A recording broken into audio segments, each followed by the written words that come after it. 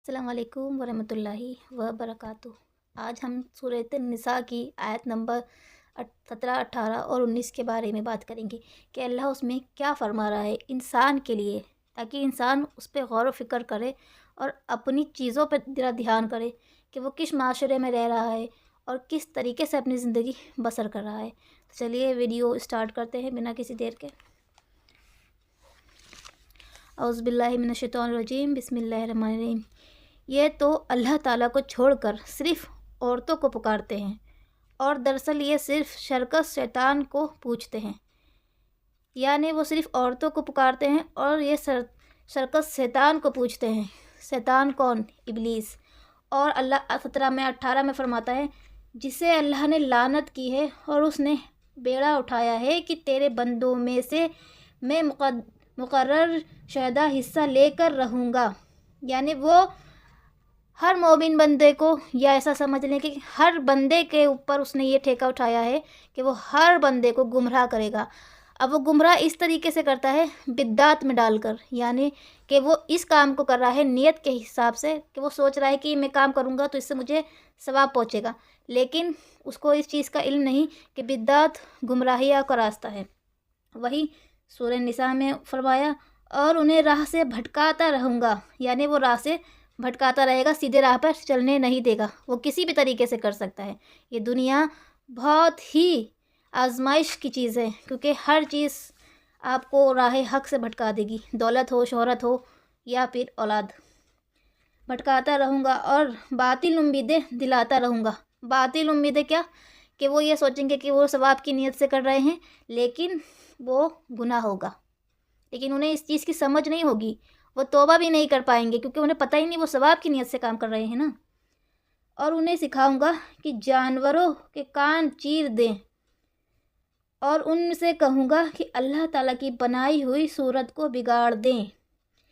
आजकल इस मॉडर्न दौर में प्लास्टिक सर्जरी हो या कोई भी चीज़ हो, जिस्मानी चीज़ों में बदलाव, यानी अपने अंदर जो हम जिस्मानी चीज़ों में बदलाव करते हैं, जैसे प्लास्टिक सर्जरी के द्वारा हम अपने चेहरों को बिगाड़ रहे हैं। क्यों? क्योंकि शैतान ने ये ज़िम्मा उठाया है और मॉडर्न दौर के लोगों को इस दिमाग में बताता रहता है कि तुम्हारा ये ठीक नहीं है, तुम्हारा ये ठीक नहीं है, तुम ये करा लो, वो करा लो।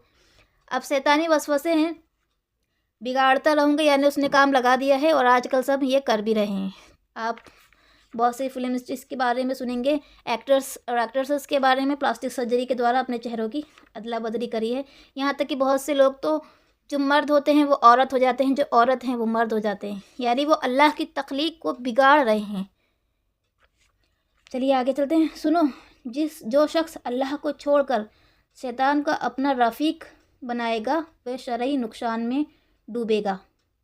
यानी जिसने अल्लाह के अलावा किसी और को शरीक बनाया और शैतान के रास्ते पर चला, उसने अपने आप को बड़े नुकसान में डाल दिया, दुनिया ही में नहीं आखिरत में भी, क्योंकि दुनिया तो आर्जी है, हमें एक ना एक दिन इस दुनिया को छोड़कर जाना है।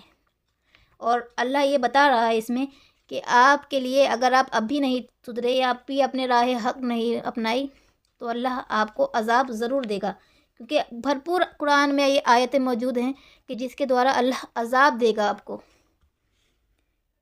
शैतान को छोड़कर अपना रफ़ीक बना लिया और वह उनसे ज़बानी वादे करता रहेगा, यानी शैतान इंसान से ज़बानी ग़ुलामी वादे करता रहेगा और सब्ज़ बाग दिखाता रहेगा। मगर याद रखो, शैतान के जो वादे हैं उनसे हम वे फरावर फ़रेब कर रहा है, यानी शैतान जो आपसे वादे कर रहा है वो सरासर आपसे फ़रेब कर रहा है। जैसे कि मुझे धन दौलत की ज़रूरत है, वो मुझसे कोई वादे कर रहा है, इसी तरीके से शैतान भी इंसान को वसवसे के द्वारा ये वादे दिलाता है। अब हमें इस गौर व फ़िक्र करने की ज़रूरत है, वह लोग हैं जिनकी जगह जहन्नुम है, जहाँ से उन्हें छुटकारा ना मिलेगा। अब इसका क्या मकसद है? आयत ये अल्लाह ने कुरान में बेमकसद तो बयान करी नहीं है, कोई ना कोई मकसद है। अल्लाह इस आयतों के ज़रिया बता रहा है कि जो भी शैतान के रास्ते पे चलेगा वो सदा ही जहन्नुम में रहेगा, हमेशा हमेशा उसका ठिकाना जहन्नुम है। अल्लाह हमें उस जहन्नुम से बचाए, अल्लाहुम्मा अज्जिरनी मिनन नार। और चले इसकी आयत की तफसीर पढ़ते हैं।